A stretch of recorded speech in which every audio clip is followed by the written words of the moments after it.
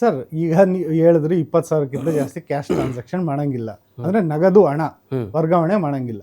ಈಗ for example ನಾನು ನಿಮಗೆ ಕೊಟ್ಟೆ 20,000 ಅಥವಾ ನೀವೇ ನನಗೆ ಕೊಟ್ಟರೆ 20,000, ನಾ ಅದನ್ನ 1,000 ರೂಪಾಯಿ ಫ್ಯೂಯಲ್ ಹಾಕಿಸ್ದೆ, ಇನ್ನೊಂದು 1,000 ರೂಪಾಯಿ ದಿನಸಿ ಅಂಗಡಿಲಿ ಹೋಗಿ ಏನೋ ಪರ್ಚೇಸ್ ಮಾಡಿದೆ, ಹಿಂಗೆ ಸಣ್ಣ ಪುಟ್ಟ ಇದು ರಿಟೇಲ್ ಐಟಮ್ಗಳನ್ನ ನಾವು ಪರ್ಚೇಸ್ ಮಾಡೋದಕ್ಕೆ ಬಳಸ್ಬಿಟ್ವಿ 20,000. ಸರ್ಕಾರಕ್ಕೆ ಹೆಂಗ್ ಗೊತ್ತಾಗುತ್ತೆ ಕೊಟ್ಟೆ ಅಂತ? ನೀವು ಹೇಳಲ್ಲ, ತಗೊಂಡೆ ಅಂತ ನಾನು ಹೇಳಲ್ಲ. ಕರೆಕ್ಟ್, ನೀವು ಹೇಳೋದು ಕರೆಕ್ಟು. ಇದನ್ನೇ ತಿಳ್ಕೊಂಡ್ಬಿಟ್ಟೆ ಜನ ಈ ಥರ ಮಾಡ್ತಾ ಇದ್ದಾರೆ. ಬಟ್ ಏನಾಗುತ್ತಂದ್ರೆ, ನೀವು ಕ್ಯಾಶ್ 20,000 ತಗೊಂಡ್ರಿ ಅಂತ ತಿಳ್ಕೊಳ್ಳಿ, ಆವಾಗ ಒಂದು ನೀವು ಖರ್ಚು ಮಾಡಬೇಕು, ಇಲ್ಲ ಅಂದರೆ ಡಿಪಾಸಿಟ್ ಮಾಡಬೇಕು. ಬ್ಯಾಂಕಲ್ಲಿ ಎಲ್ಲಾದರೂ ಡಿಪಾಸಿಟ್ ಮಾಡಬೇಕು.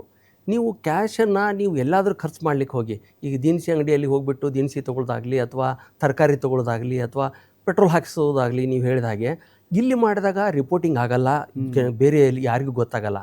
ಬಟ್ ನೀವು ಎಲ್ಲಾದರೂ ಏನಾದರೂ ಒಂದು ಇನ್ವೆಸ್ಟ್ಮೆಂಟ್ ಅಂತ ಮಾಡಿದ್ರಿ ಅಂತ ತಿಳ್ಕೊಳ್ಳಿ, ಅಥವಾ ಏನಾದರೂ ಖರೀದಿ ಮಾಡಿದ್ರಿ, ಅಥರೈಸ್ ವೇದಲ್ಲಿ ಖರೀದಿ ಮಾಡಿದ್ರಿ, ಅವಾಗ ನಿಮ್ಮ ಹೆಸರಲ್ಲಿ ನೋಂದಾಯಿಸ್ತಾರೆ.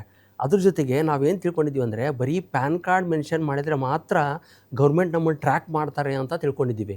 ಹಾಗೇನಿಲ್ಲ. ಈಗ ನಮ್ಮ ಆಧಾರ್ ಕೂಡ ಲಿಂಕ್ ಆಗಿದೆ.